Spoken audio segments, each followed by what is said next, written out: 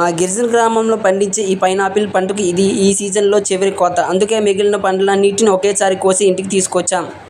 మా గ్రామంలో పైనాపిల్ సాగు రసాయన మందులు, కెమికల్ ఎరువులు చాలా తక్కువగా లేదా అసలు ఉపయోగించము. ప్రకృతి మీద ఆధారపడి పశువుల ఎరువులు వంటి సహజ పద్ధతులతోనే పండిస్తాము. అందుకే ఈ పండ్లకు మంచి తీపి, సువాసన, రుచి ఉంటాయి. పైనాపిల్ పండించడానికి సాధారణంగా 15 నుంచి 18 నెలలు పడుతుంది. పూర్తిగా ముదిరిన తర్వాత మాత్రమే కోస్తాము. కోసిన వెంటనే తినడానికి చాలా రుచిగా ఉంటుంది. అలాగే మార్కెట్కి కూడా పంపిస్తాము.